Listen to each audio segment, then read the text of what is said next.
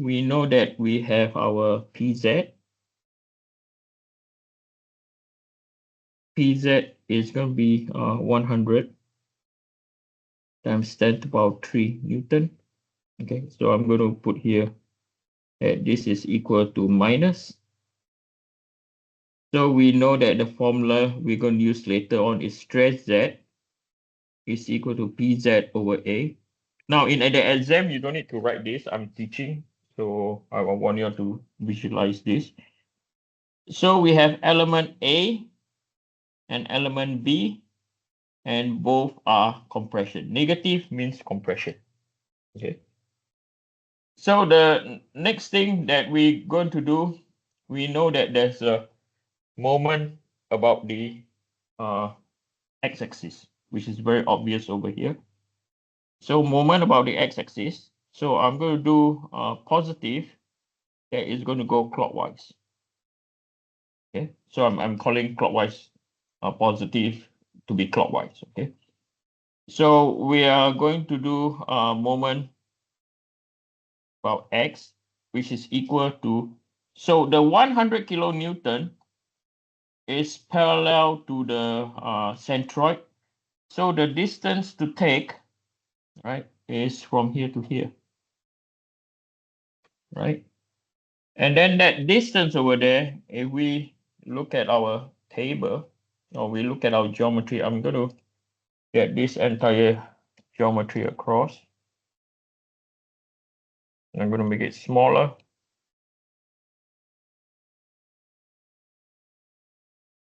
Okay, and then we have this table.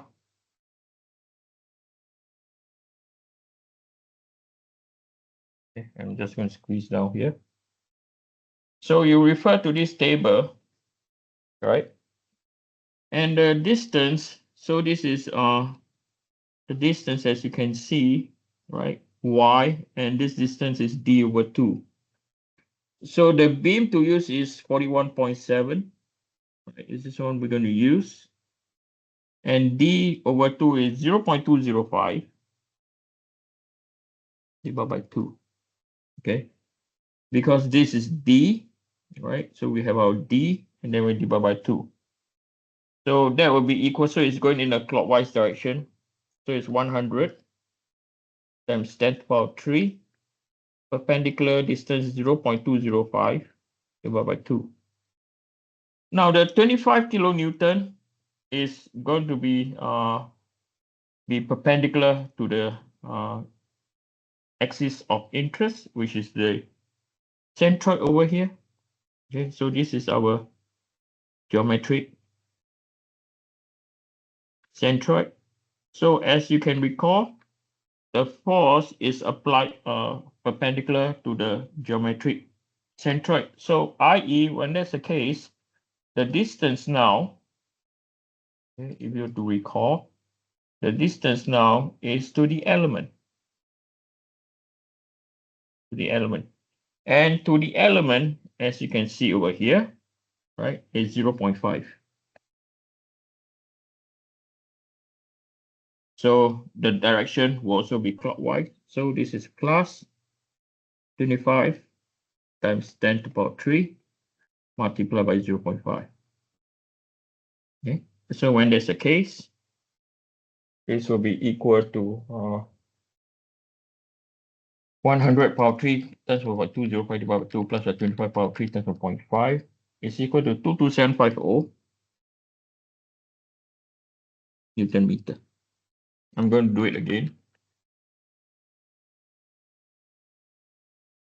Yep, 22750. So we know that this is to calculate stress Z, and it will be equal to mx over ixx multiplied by y, right? So we know by looking at here, right? We know that because what we calculated that this is positive, so the moment now, moment about Z, sorry, moment about X in this direction. So we know that the head of the moment vector is compression. over here is tensile. So from here, we can immediately identify that element A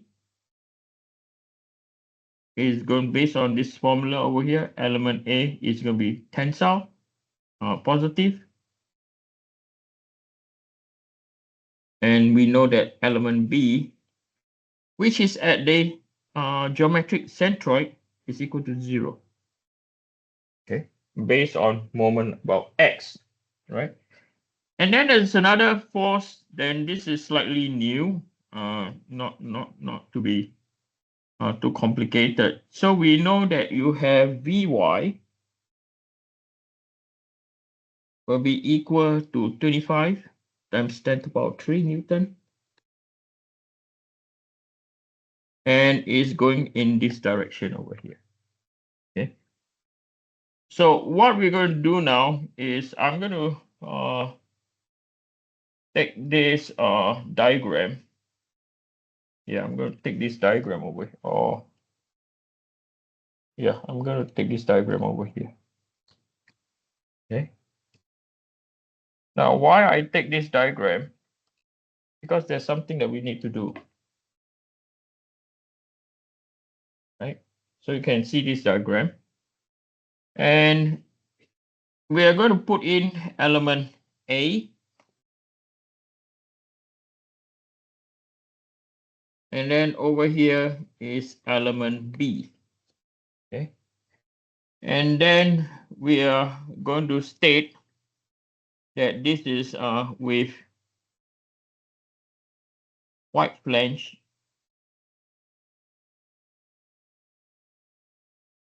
thin wall analysis. See, everything is coming back to you guys already. Now we are going to do what? Thin wall analysis, okay? So with white flange thin wall analysis. So we know that over here for Vy, right? So Vy is coming in this direction and is equal to 25 times 10 to the power 3. So the major web control the shear flow.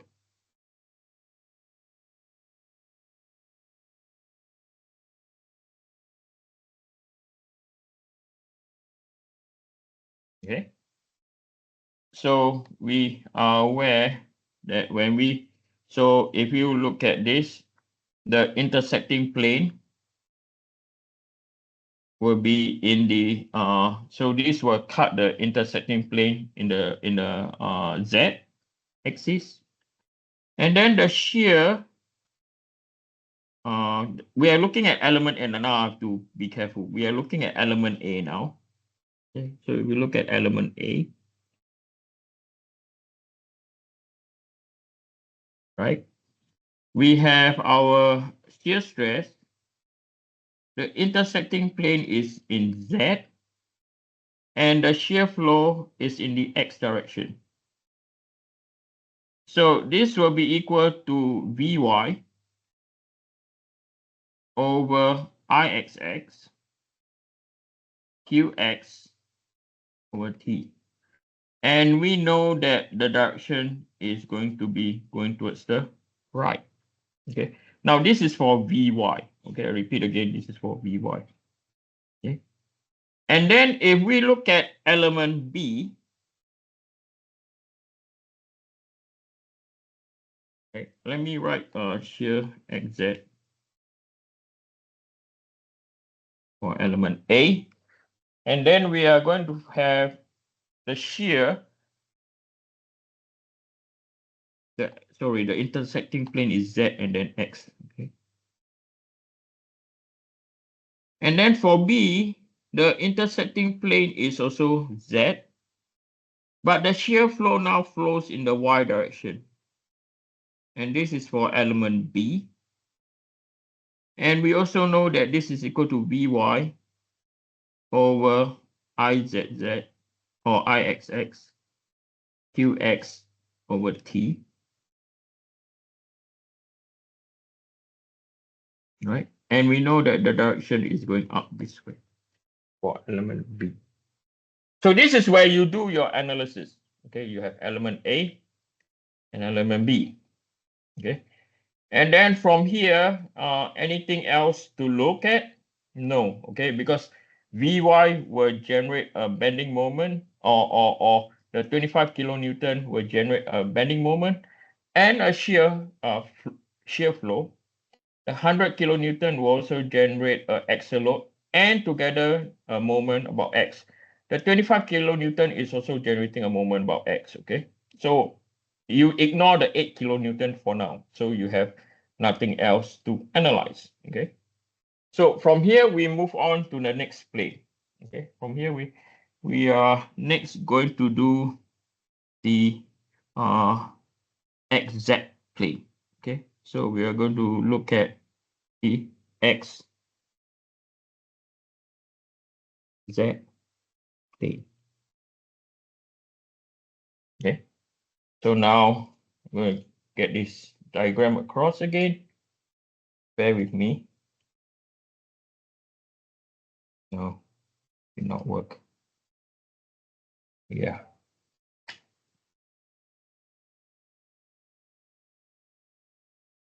Right. So now we are going to sketch the xz plane. So now I'm looking at the xz plane now. So this is my x and this is my z. And then we have rotation about y. So we are going to sketch.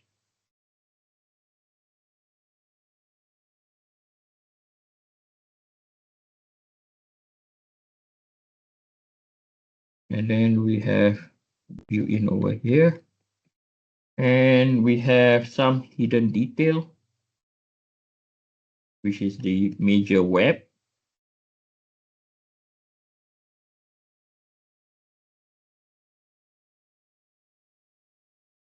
Then we draw our element A. And then over here, this is our element B. And then we sketch our geometric centroid of interest.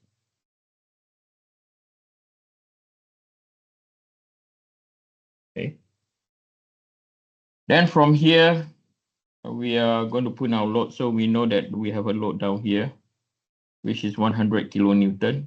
And this is our axial load, which we already consider already, right? And then we have our over here, we have our 25 kilonewton. And then we have our 8 kilonewton, twice of 8 kilonewton. Okay. So from here, we realize that we have a moment in the y direction, right? So we're going to have a moment about y. So this stage is quite straightforward because I'm going to call going in this direction. So I'm decided to pick now. Right? You decide whatever you want, clockwise or anti-clockwise to be positive. I decide to go that direction because I know the 2 times 8 kilonewton, right, force will generate a moment in that direction. Okay, so this is moment in the y direction. So this will be equal to twice 8 times 10 to the power 3. And the entire distance, right? So from here to here now,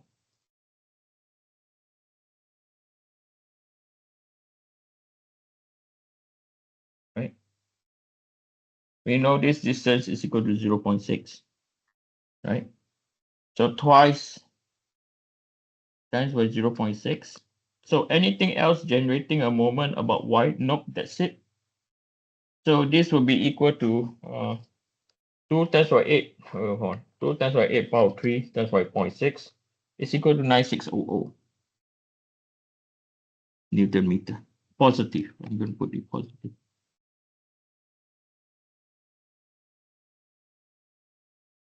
Okay.